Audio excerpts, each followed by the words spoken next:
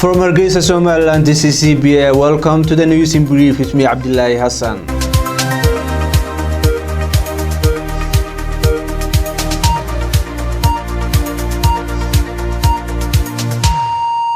Sanaag Regional Court in Erigabo today sentenced a journalist to 1 year and 9 months in jail. The report is also ordered to pay $300 in fine. Abdurrahman Hiddig was found guilty in charges brought against him by the deputy chairman of the National Printing Press.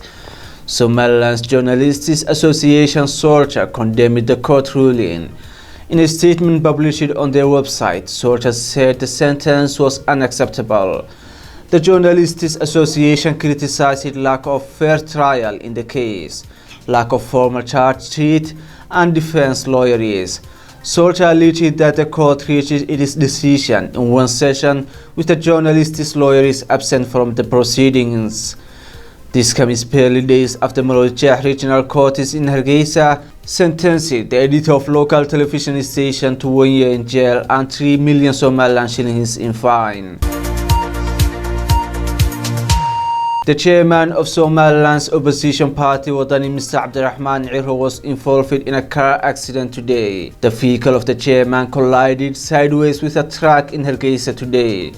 Abdirahman Cirro, the chairman, was inside the car at the moment, according to our sources. The spokesman of Wadani Party, Warka, said the chairman was not harmed in any way in the accident. In a statement on Facebook, Warka said, "The chairman is safe and free of any harm and hurt." The spokesman confirmed that Abdirahman Cirro's car has collided with another car. The photos of the collision spread like wildfire in social media on Thursday morning. The public commented on the accident, some jokingly, others giving the incident a conspiratorial overtones. Somaliland's President Musa Bihi Abdi today received the UK ambassador to Somalia, Ben Fender, at his office. According to a brief statement by the President's office, the two sides discussed Somaliland's elections, among other issues of mutual interest. The meeting comes a day after the government officially pronounced the death of the latest attempt to break the deadlock of the National Elections Commission. In a statement issued yesterday, the government said it does not have a legal basis to dismiss the controversial Elections Commission. That was the proposal accepted by both the government and the opposition parties. Somaliland's international partners have repeatedly insisted on holding parliamentary and local elections this year. Another likely subject for the discussions is the execution of 6 men by firing squad at Mandera prison, which reportedly dismayed the UK mission to Somalia. The European Union ambassador to Somalia, Nicholas Calanka, indirectly criticized the move, implying that it was a distraction from the challenges facing the country, such as elections, rule of law, and development. The ambassador added that the European Union has principled and a strong position against death penalty.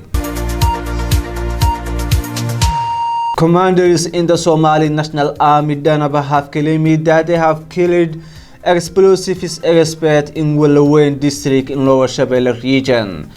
This announcement was made by the commander of the 16th Division of the Somali Commandos, General Ismail Abdi Malik, saying that the army has terminated Mohammed Usman Hussein Bulush. Commander Ismail also said the purpose of the operation was to arrest Mr. Bulush, but when the army encountered him, the Al-Shabaab fighter tried to defend his life with an AK-47 in Beledweyn, but the commandos shot him dead. Reports from Beledweyn town say that the killing occurred during midnight on Thursday. Mohammed Hussein Usman Bulush replaced Mohammed Sido on 28 December 2019, who was killed in an airstrike in El Burco village, according to Colonel Ismail Abdi Malik. There is no official statement from Al-Shabaab about the government's statement that the head of Al-Shabaab bombings in the Lower Shabelle region was killed. The Lower Shabelle region has seen increased fighting between the Somali National Army and Al-Shabaab fighters.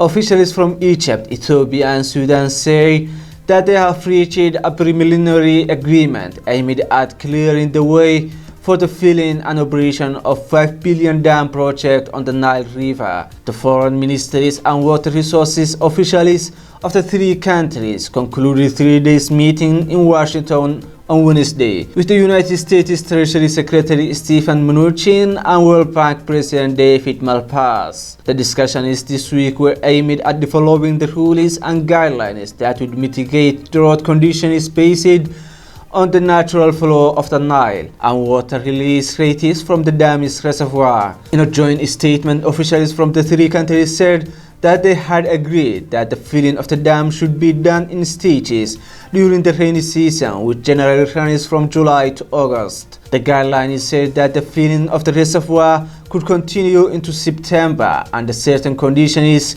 with the goal of achieving the early generation of electricity while providing mitigation measures for Egypt and Sudan in the case of severe droughts. The officials said in a joint statement that these preliminary decisions on the dam's operation will not become final until the countries agree on all points in final operating agreement.